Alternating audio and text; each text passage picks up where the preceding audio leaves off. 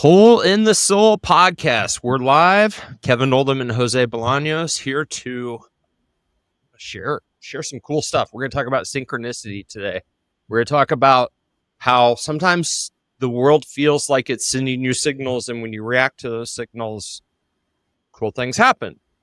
Or if you're a techno nerd like myself, you might think, hey, there's a glitch in the matrix. Yeah. Who knows? But synchronicity is a big, big topic. But before we talk about synchronicity, shameless plug for our company, VUCA Fit, VUCAFit.com, VUCKFIT.com. Go over there. You're going to find 2 fantastic free resources. Number 1, 5 steps to become unbreakable. Free guide. Really encapsulates a lot of the VUCA Fit methodology into a simple document. Number 2, breathing cheat sheet. If you forget how to box breathe and you will need to be able to do that, here's a crib sheet. Teach you how to do that. So without further ado, Jose, man, welcome. What's up, Kevin? Or as we say, well, what's up is I'm looking at you wearing my hat. We say Q. You're wearing my hat. This is my hat. It's my hat. It's our hat. It was formerly. Actually, hold on. It's our hat. It's our hat. Formerly Kevin's. Want to know why? No, it was never mine. I bought it with company money. I wore it.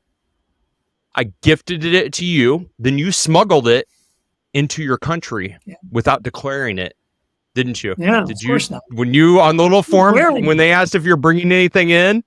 Well, how valuable is this hat that I must declare? Well, it depends. Does this end up becoming a $1 billion company? Because if so, that hat ends up becoming like one of the original Macs. It would be awesome to listen to valuable. this podcast when it does become a $1 billion company and say, hey, remember that time we were talking about synchronicity? And sometimes you put things out into the world and they just happen. Yeah. Synchronicity. If somebody's never heard that term, the hell's that mean? Let's look at Webster or whoever is the authority, Merriam-Webster, and then let's talk about our definition. I think Wikipedia is now the authority. Are they? I think so. I don't know. Google is the authority. What do you think of when you think of synchronicity? Coincidences that have a deeper meaning, that they're not just casual coincidences. There's something, it can't just be left to randomness. There's meaning behind it. That's what I believe. And I'll say more about what I believe, but I don't know. Did I pass the test? What's the authority say about it? The authority says the simultaneous occurrence of events which appear significantly related but have no discernible causal connection. Yeah. I've studied. And actually, dude, this was oh shit. Rabbit hole. This is a psychology term from our friend Carl Jung. Yeah. Jung. I didn't know that. Yeah. Huh. Well, here's something more interesting.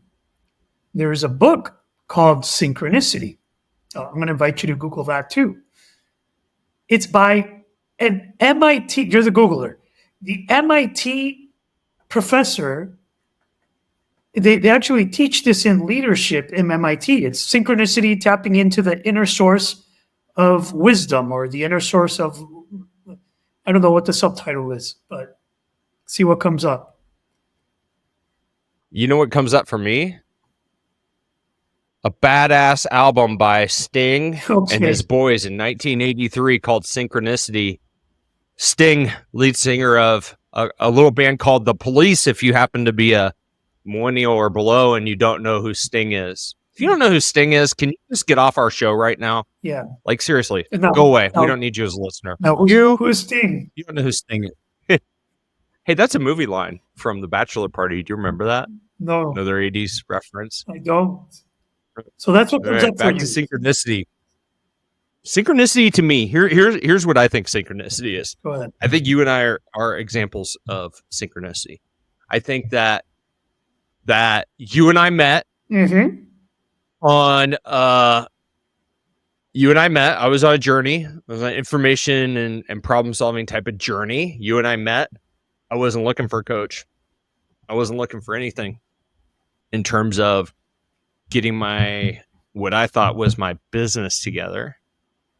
We meet and things were just very harmonious. Like it's kind of like when I met my wife. I was like, all right, we're supposed to be in each other's lives. Like, here we go, right? And I felt that way once we got through like my personal development plan stuff. And I remember being like, dude, you can't get rid of me. I don't remember what it was. So I said something. I'm like, you're having a hard time firing me. And then we got married. Now you did fire me. We ended up you fired me. Your first act as my legal partner was getting rid of you as a client was the first act as a legal partner. Well, I've been there before. Oh, man. I was like, nope, that's not going to work. Let's get rid of this. Yeah. This Talk about the ambiguous part, right? Yeah. So yeah. So let's talk about synchronicity. The synchronicity is a big deal, man. It is. A lot of people we know are highly, highly, highly intentional about it. I've tried to be. I know that sounds weird to be highly intentional about things that are random, but there is some psychology associated with it. There's way more, it sounds like, than we thought about. There's a book by Carl Jung. Jung, and there's a book. Jung? It's called Synchronicity: The Inner Path of Leadership. The Inner Path of Leadership. And it's about tapping into that source. There's another book called Source. I love these books. Source is The Inner Path of Knowledge Creation. They're similar authors. They're in the same team. They're in the same groups of people, and they've written some amazing books. And they're MIT professors. These guys are leading organizational change, systemic change. I mean, these guys are big thinkers. And they're talking about synchronicity and source and tapping into source. And the way they place the question, this is very interesting. Tell me how this lands with you. Is discerning what wants to come to life through you, what wants to emerge, and then putting yourself in service of that. So what wants to come to life through you, and how do you put yourself in service to that? All right. So before we go, who's the guy who in theory, invented the light bulb? Thomas Edison, right? Thomas Edison, yes, Tommy. Tommy boy. He would say, I didn't invent the light bulb. I discerned and I put myself in service. I facilitated the existence of the light bulb. It was something that wanted to exist anyways. So he increased his surface area of him being successful by being a relentless experimenter, though. Yeah.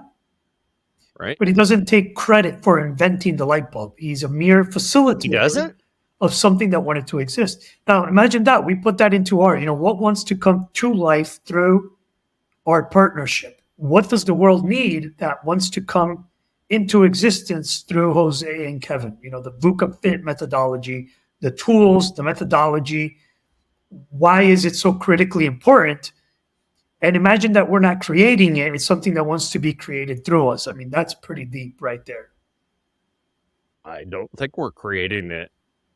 I mean, you weren't the person who came up with the idea of putting people in an ice bath. I mean, nothing's original. Nothing's original. It's a amalgamation of interconnected things that create a way of doing life and training for life. So I believe that. I can see that. I believe it. I buy into that. And the world needs it. The world needs it. Correct. The world is in dire need. The world will be a better place if we can leave this methodology, this work, this legacy. It actually serves, it's a grain of salt for humanity, managing stress, anxiety, so on and so forth. Yeah. No, it's a huge, dude, that is just a grain of salt. I mean, could it be much bigger than that? We talk about stress. We talk about anxiety. Those are two things that I don't care where you are on this big rock we call home. Those are two things I think every single person definitely has felt. A lot of people have more and more problems managing those things. Yeah. And so I definitely with you, man. I definitely with you. Don't want to get too far off the topic, but I believe that one of my superpowers, and I've actually seen this in my personality test, So maybe I'm biased because I've seen it written down, but I'm able to connect disparate facts and scenarios and things like that going way back to my childhood, and then like weave them together into something that actually makes sense throughout my life. Like that's been one of the things that I've noticed that I've been I think blessed with. I think it's actually a very positive trait, but that's like how I've seen synchronicity play out in my life. And then another one, this one's crazy, dude. Do you remember you do remember back when we first started working together? Because one of the things that led me to declare my noble commitment of being the filament in the lives of people I touch, the example I used when I shared it with you, because I use this example with a lot of people, because you asked me, hey, if money didn't matter, like what would you do all day? I'm like, well, that's easy. Like I get the most joy when maybe I'm in line at the grocery store or whatever, and the checker comes up, and the checker's had a bad day. The person in front was just an asshole, whatever. And I do a pattern interrupt, and I smile, and I'm like, hey, is everybody treating you well today? And generally, it's just a different way of phrasing it, and it allows me to engage in a meaningful conversation. Hopefully, they remember. Yeah. They're like, oh, one person saw me today, and they mattered. But what is funny about that whole story is, and what I've always, this is almost like a double move. Like if I could make money doing this, I would. I just can't. Basically, my entire adult life, I've never really stood in long lines. But as soon as I go in somewhere, like let's say a checkout at the grocery store, and there's nobody in line, and I pop in there, then I'll look back like a minute later, and there's like the line stacked. It happens when I go get coffee. It happens at restaurants. It happens everywhere. I'm like, man, I'm good for business. Like all I got to do is just bring my energy and the random people that apparently seem like they're following me my entire life into restaurants and stuff. Like Red Lobster. Red Lobster is going to have to file for bankruptcy because they gave away a bunch of free shrimp. What they really needed was me. They need me to just go to every restaurant, and then all these people are going to follow. So you feel the universe is stacking lines for you. The lines, not for me. Lines not stacking lines, but stacking lines at the store, so that you can fulfill on that talent, on that purpose of changing people's lives as they randomly stand in line. That's what I'm hearing you're saying. I feel like it. I feel like standing in line is a big place for me, man. Wow. I don't know why. It's a solemn place. It's a place that my pastor's always talking about. Like in his weekly emails, he's like, stand in the long line, not the short line. See what happens. But you've given long lines a purpose, so you're not. I've given long lines a lot of purpose, yes, and I've thought about them a deep lot. Purpose. I've thought about them. It's like a lot. Oh, a long line. There's work to do here. There is work to do here for Kevin Oldham. There's a long line of people bored, and I gotta get to work. Here's my ministry. Here's my ministry. That is hilarious. The kid's strapped into his freaking grocery cart. He can't get away from me. We're gonna engage, Mr. 3-year-old. I'm gonna make you smile, not cry. I'm ready for the Kevining. I'm bringing the Kevining in. Here we go. And my family freaking hates it. They hate it. They hate it. Well, I'm sure they don't like it. I'm sure your teenagers, when they're teenagers, they're definitely not going to like it. They're like, Dad, what's wrong? What was that message you sent me last night about your teenager? She bullies me. She bullies me, straight up bullies. Yeah. How do you come up with that? That doesn't sound like synchronicity. That sounds like a crime. No, she came up with. Is it beating on your elders, like abusing your elders, a crime? Yeah, but she came up and hugged me today and made up for it. It felt so much sweeter. The hug felt so much sweeter. Because does she want money or something then? What's she want? I think she wants to go to a party tonight or something. There's a motive. No, of course. A party on Thursday? A party on Thursday night? It's her best friend's birthday. But don't even get me started on my daughter, man. She's an amazing student. She's an amazing server. I mean, she serves at these homes where they have abandoned children with illnesses, mental illnesses, and she goes and serves, and she connects deeply with them. She's got amazing grades. She's athletic, and they won her soccer tournament, and she parties hard. She's a strong partier also. So she is just outstanding in everything, man. It's interesting. So can I share an exercise with us on synchronicity that our good friend Blake shared this with me one time. He's like, hey, one of the exercises he does is he has a document that I've since created. He calls it his kind of morning codex, and mine is very specific to me, but it's a document that I try to review daily, and the purpose that I do it is for synchronicity. I want to put into the universe the intentionality of the life that I want in 10 years. And I'm going to share some of these things because I think they're super relevant. Go ahead. If that's cool. Yeah. All right. So the very first thing that I share, or the very first thing I go through is I go through a serenity prayer. Somebody who's in recovery, it's an important prayer to me. You know it, I know it, but a lot of people don't know the second verse. And so I put the entire thing here. That's first of all how I start my intentional like synchronicity thing.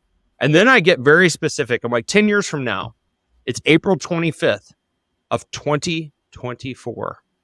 I'm sorry, it's 2023. No, 2024.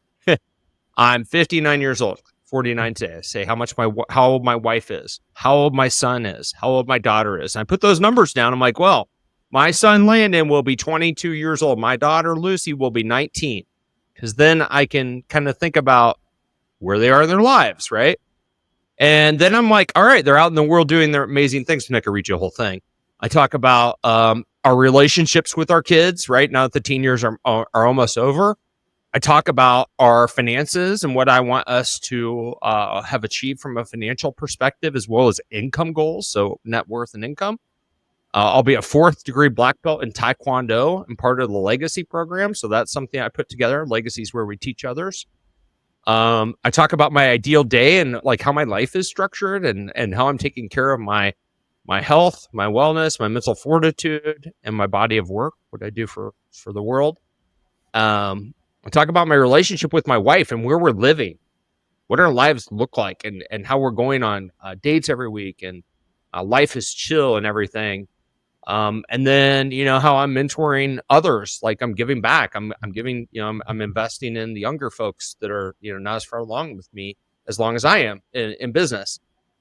And because that's what I want my life to look like in 10 years. Yeah. And I believe that when I review that daily, I increase. Well, first of all, it's also going back to something that John Maxwell said, which was living an intentional life with great purpose, right? That's me being highly intentional. So if I think about those things, it's not too different from people who do vision boards. I don't do that. I've never done it. It's never. Yeah. It's probably because a lot of things I want aren't material. Aren't material. They're not images. Well, you're working on a vision. I have a whole book on how to work on visions, and there's multiple ways. You're basically holding a vision for yourself of how you see yourself in the future and setting the intention. And what you're saying is that you believe that sets you up for more of these green lights, these synchronicity moments, if we're setting intentions and have clarity of where we're going. And I believe that's true. Yeah. Whether it's mystical or biological, what do I mean by that? When you decide you're going to buy a red car of some sort, you start seeing that red car all over the place. And you're like, oh my God, it's a sign that I have to buy this, that I have to buy it. But you've actually just activated your brain in a way that now it's seeing the goal that you're after. So I do believe there's some mystical elements to it. And then there is this also how we're wired to. When I declared I was going to work with contractors, I can't even start by how it's changing. Now people are adding me on Facebook, and they own roofing companies, they own garage doors. Right. And I'm like, oh my God, it could be a sign, or it could just be, in the intention you set starts provoking that. So yeah, I hear you. Right. And it's critical. It's critical that we have clarity of what we want to create. But the mystical part, here, may I share a take on this from my belief? I would love that. It was synchronicity that got me to AA. It was the green lights. It was listening to these messages from the universe, if we want to call it that. But it was these realizations, and And at one point, I even read a book that considered these to be angels. It was the same book, the Valkyries. So it's angels, messengers, sending you the green lights, putting the things in so that you can follow the path. Very interesting. And so that same listening to those green lights got me to sit in my AA group. And one thing I learned is that when we become sensitive to them, when we become sensitive to these messages, they come really quickly at first. Like they are so in your face and so evident. But as we mature and get wiser, they become more sporadic and harder to capture. It's not as obvious. It's almost like you have to be more connected and more intentional and more to have that solid moment of here's another green light. So at the beginning, I feel the universe offers them freely, like abundantly, like here, yeah, you're right. And then it's like, okay, now you're just gonna get one a month or two. It's gonna be a little harder to stay on track. That's the way I felt it in my own life. Yeah. Yeah. My dad, my brother, and I always joke because we're all technology nerds, and we always talk about how we're living in a simulation. Now I'm going to go like the full technological. If you've ever seen The Matrix, like that route, where you start to see, synchronicity, but then you start to see, what's an example of something? Oh, I got one. All of a sudden, you just see a ton of white cars in a line. Oh, wow, there's 10 white cars in a line. There's not a bronze car. There's not a blue car. There's not all white. And they're all different. And it's completely just independent or not. Or is it a glitch in the Matrix? Like are those cars NPCs, non-player cars? Okay. They're not real. Are they fake? I don't know. Okay. I don't know. Sometimes it does feel like if you're paying attention, you'll be like, whoa, that was weird. How'd that happen? Well, so do I really believe we're plugged into a computer? Absolutely not. But it does go, it kind of falls into this whole synchronicity thing where you're looking at when you're going through the world and you see connected things. Yeah. So again, if we tap into what wants to come to life through us, we can believe that the universe is going to facilitate that. It's in Paulo Coelho's The Alchemist, very popular book. It's the universe will conspire in your favor.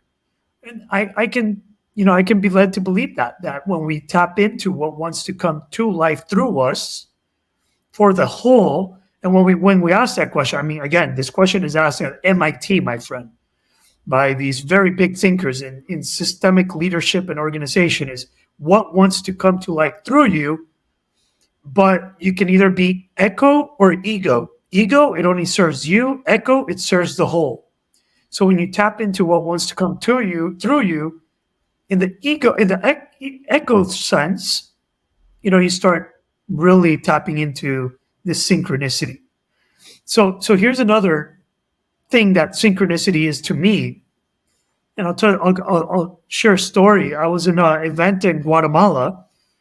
I was co-facilitating with this in this company, and we were at an event at the hotel, and we were at one of the hotels always have the different rooms to have events, conference rooms, and we were in one conference room, and across the hallway, across the lobby was another conference room.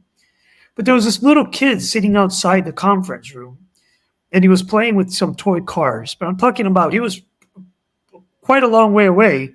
And for some reason, I decided to go be curious about the kid playing with the toy cars because he was there by himself and all bored. Did you get arrested? No, not at all, man. Check this out. Hey, kid. I walk across, and I go up to the kid. I'm like, hey, dude, those are some really cool cars. And he's like, yeah, and he starts ramming the cars. And then his mom steps out, and she goes, Jose Eduardo. Oh, shit. And I'm like, his name is Jose Eduardo. What'd you just say? She's like, yeah. And I'm like, that's my name. He's like, oh, how interesting. I was like, that was phenomenal. But for me, that moment, it was a very unique moment. And what I get from that moment, what I get from these moments of synchronicity, what I get from them is you are exactly where you need to be in the moment that you need to be, doing exactly like everything is okay. Everything is in place. There's nothing out of place. There's nothing to worry about. You are on track. And for me, those moments of synchronicity, that those green lights is a reaffirmation of, I got you. Don't worry. You know, my higher power, God, the universe is behind my back.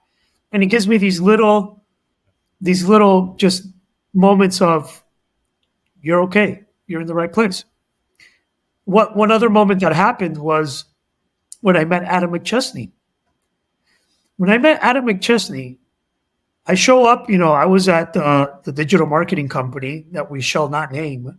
And I was invited to talk to a potential client. And I was sitting with Adam. And I was like, where are you from? And he's like, oh, I'm from St. Louis. I'm from St. Charles.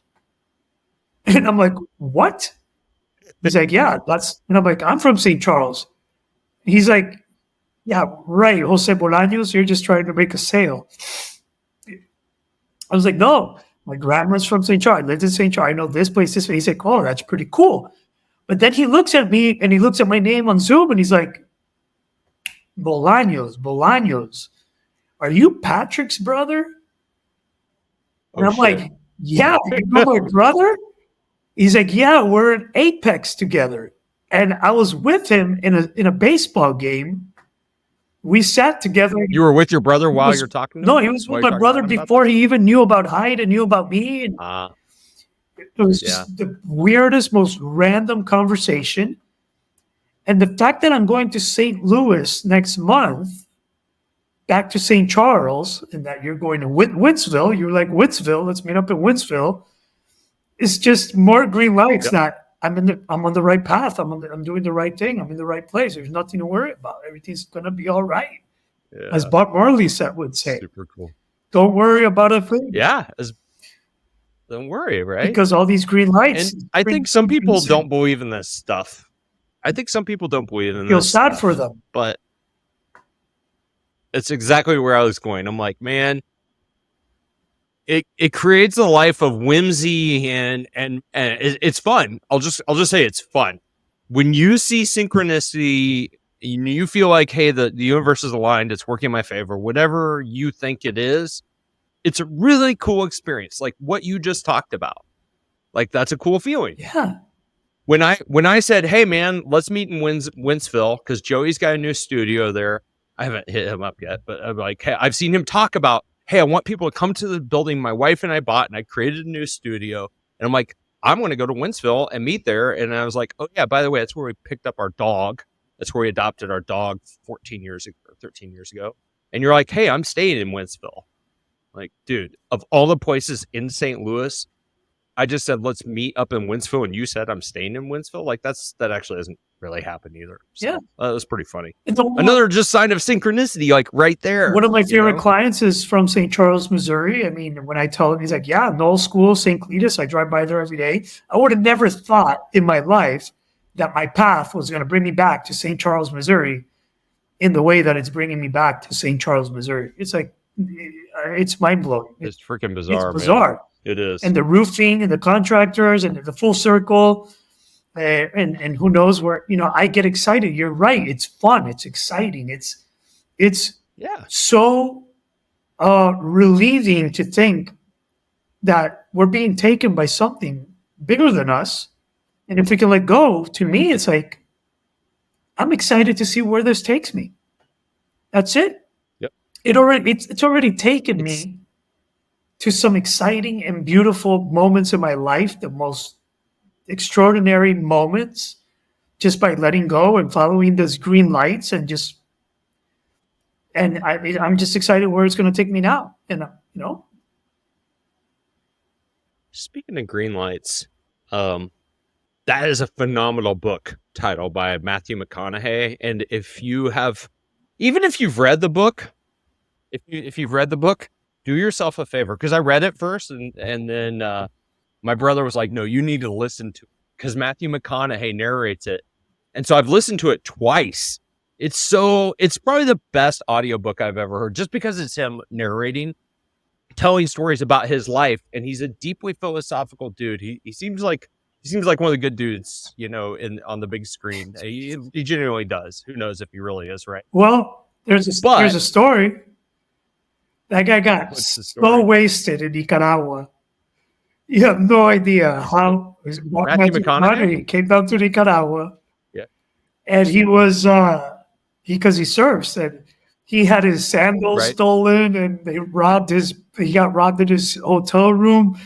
And my friends were photographers. It was crazy. My friends met him, and it was a crazy story. So, but he's an authentic, real, cool dude. That makes it even more real, is the fact that he is just laid back and he is who he is. Yeah. He's not, he's as real as you're going to get. And he has a groovy voice. You mentioned he does have a groovy voice.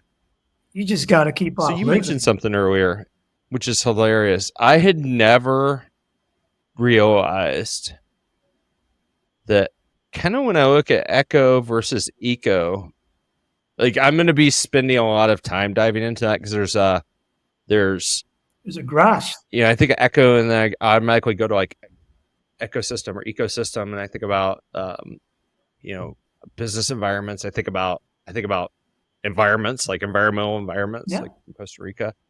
But I'd never heard of ecosystem, and yet that's a word. Yeah. And so that's going to be something that I've decided to dive into. And believe it or not, I just Googled it, and it says pulling from a textbook called Advances in Motivation Science. So there's science behind all this. You taught me something new today, man. Yeah. Synchronicity. Green light. Synchronicity. Green lights. Oh no, dude! So you're doing all the work, man. You're doing all the work. I'm just inspiring you. You're doing all the work. You're putting it together. You're making it happen, my friend. Making what happen? Whatever it is you're doing behind my back. I've been taking naps. But I already told you. I'm making it happen. You represent me. You fully represent my interests. So go. My business, your U.S. business affairs. Yeah, my U.S. business affairs are represented by Kevin Oldham. The universe itself. I'm your delegate. Huh? Yeah, I'm your delegate. But yeah. So if people want to, I want to land this plane with, we always like to give people something that's useful. So I'm going to try to give something that's useful, and while I'm doing that, I want you to think about something that's a tool that somebody can take relative to synchronicity or increasing your surface area of luck or opportunity. And so mine is be very, very intentional about what you want your future to look like. And so for me, I have found that typing this one-page document, bookmarking it, putting it in my bookmarks bar, it says KO, and my goal is once a day to click on that and remind myself of what I want my world to look like in 1 decade, and then plant those seeds in my head, preferably in the morning, so that if I come close to those things being true, it's a hell yeah. Life's worked out pretty cool. So that's my tip on how I approach this stuff. And then also just be open-minded. Be open to the fact that, yes, the universe maybe is trying to tell you shit. Like maybe this is intentionally a sign, good or bad. And I can go back many, many, many, many, many instances all the way back to at least my teenage years and tell you about specific incidences that I would attribute to synchronicity and that were also pretty freaking life altering in a net positive way. So what do you got? What do I got? Following your own intuition. Drop some pearls of wisdom before we leave. I think following your desire, what you really like. To me, the most important question is, what do you want? Have I told you about my experience as a surf and adventure tour guide? I mean, we've talked about No, I don't know that I've ever known that you were a surf and tour guide. Did I tell you about my $35,000 commission? No, You know, I heard about my $35,000 commission. no, but I'm guessing you didn't get it. What do you got? Did get it. You did? I got a $35,000 commission when I was like 24 years old. I made Where'd it go? I made $55,000 in a few months, like doing surfing, like selling land. You're not answering the question. Where'd it go? Where'd it go? I invested Did it. you carry it around? Did you keep it? Because I got married. I bought a car. I invested in my Outward Bound course. I invested in my coaching certification. I put it all back into. Helped you get your start into adulthood. I accelerated my development, man. That's what I did. That's awesome. Tell me about it. Let's talk about it. How'd it work? So, all I wanted to do after I got kicked out of Zamorano, the first college I got kicked out of, is surf. All I wanted to do was surf, and I didn't want to. I didn't want to go to college. I didn't want to start. I just wanted to surf. That's all that.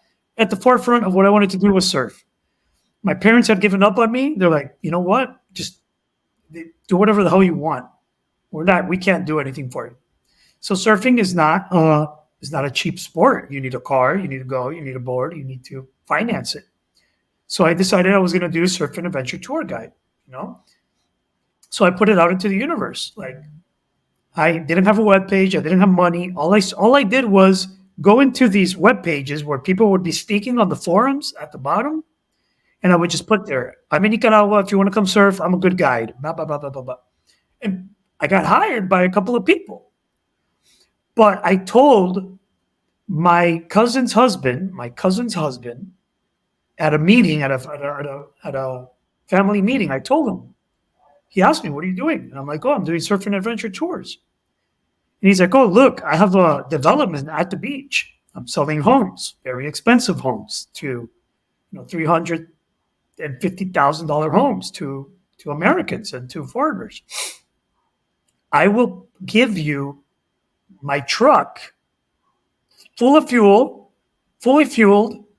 and I will tell you, pick them up at the airport, pick them up at the hotel, pick them up at the beach, pick them up, and you wine and dine them, show them the project. And if they buy, I'll give you 1% of $350,000. Okay. But if you bring the client, if you get the client, I will give you 10%. All I heard, because you don't have real estate license laws in not at all. That's awesome. Yeah. You're like, all right, I'm a real estate broker now. No. It's Nicaragua. I didn't even care. The money meant nothing. Yes. The only thing I heard is this guy was going to give me a truck, fully fueled, and I could go to the beach. So he didn't care what I did. Let's say I picked up a client, took them, showed them, wined them, dined them, dropped them off. I could go surf. I could stay at the project. I could stay at the beach. So I started doing this. He actually told me that one client, he saw her like a month ago, and she was like, I remember just young kid showing up to pick me up. And I'm like, who is this kid who's going to try to sell me a house? I wouldn't even sell. I was like, just look, it's beautiful. Like, I didn't care.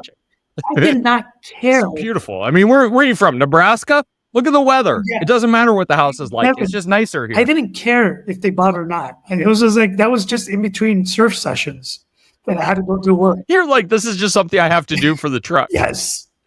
And so I think 5 people bought at 1%. Like 5 people that I took actually bought a home. And I got 1%. I got $3,000. I got $5,000. I didn't care. But then my sister was getting married. My sister lives in Chicago. She came to Nicaragua and she brought the family that she would babysit for. This Greek descendant guy who had wealth. And the day of the wedding, I was like, what are you doing today? And he's like, my daughters and my wife are going to be at the salon. I'm going to be all day at the hotel. Hey, you want to go see this project? He's like, sure, I'll go. Long story short, I take him out to the project that night at the wedding. He meets up with my cousin. He meets up with the owner of the project. And they signed the deal at the wedding. So I'm in line. That's awesome. I'm in line serving my plate of food. And my cousin's husband comes up to me. And he's like, you just made $35,000. And I was like, Say what? what? What you talking about, Willis? Check this out. This is the takeaway. This is the moral of the story. The only thing I took away from that moment was, Jose, you can do whatever you want. You can follow your gut, your intuition, your desire, your inner guidance thing that I put in you. You can follow it, and it's going to work.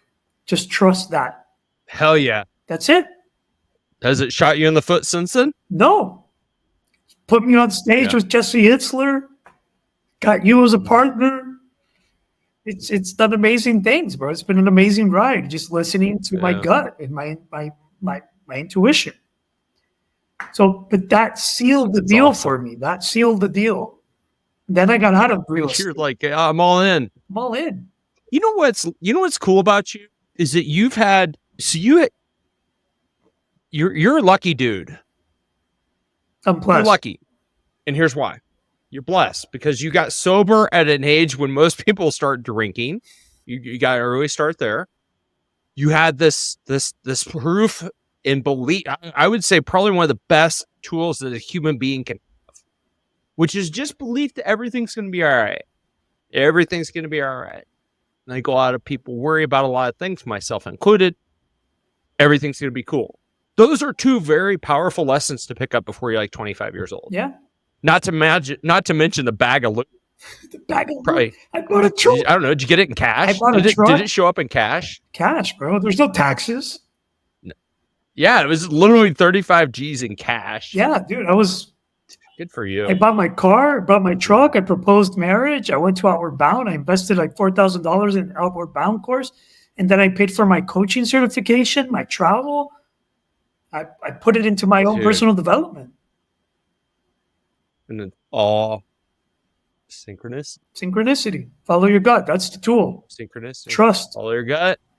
Follow your gut. Paint a clear vision on where you'd like to go. Have trust in your process and in the universe, and park your freaking ego. Yeah. This is a golden episode, bro. It is. It took us a while to get there. Hopefully we didn't lose people in the first 10 minutes when we just, you know what? If you're still listening, the first 10 minutes are for us. We just get to do whatever the hell we want because it's our show. After that, it's for you, Mr. and Mrs. Well, I'm sure they enjoy it. We do hope that the banter at the beginning, you get value out of it, but a lot of it is selfishly, I think, for you and I to get warmed up to find where we want to take the listeners. That's what I literally think is happening. My Spanish podcast was built on banter, and we had an immense following of people just listening to us go back and forth. Did you? So I think I love it. I think it's not just for us. I think it's for everybody.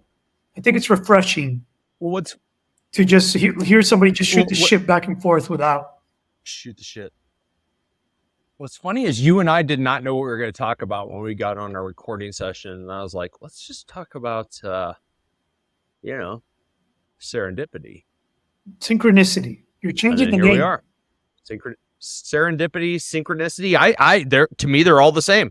Serendipitous. I use that all the time too. I'm like, wow, this is very serendipitous that this just happened. Let's Google that. I want to know what the official serendipity. It's going to be very, very similar. We'll see. We need a minion to join this show to be like our little Googler. So here we go. Serendipity, the occurrence and development of events by chance in a happy or beneficial way. Beautiful. Yeah. Synchronicity, serendipity. All these S words. Yeah. All right. I think the next S word I want to use is smash, because we're going to wind this down. And the S word that I want to use is smash, as in smash your subscribe button, smash the review button, smash a button related to the show. Like, chances are you've been swiping and looking at all sorts of stuff. You've wasted a lot of time today, but the one thing that's going to be not a waste of time is leaving us a review. I'm going to see if there's any new reviews or if I just have to keep reading old reviews, and then we'll wind down. Because that's one of the things we like to do, Jose, is thank our listeners for leaving reviews. When I go to the show, wrong one. There we go. We have how many new reviews? We need new reviews. Man. So share sad. this episode. Dale Oldham. I know you listen to this show. Leave us a review. That's my dad. Awesome. Well, who do you know that listens? Who's a friend or family member? I don't know. Patrick Bolaños, if you're listening, leave a review. Yeah. I don't know. All right, man. Else? We good? We done? Is that a wrap? That's a wrap. Dude, we're not just good. We're freaking amazing. It's good talking to you, brother. Beautiful. Have a phenomenal week, listeners. Be well. We appreciate you. Till next week.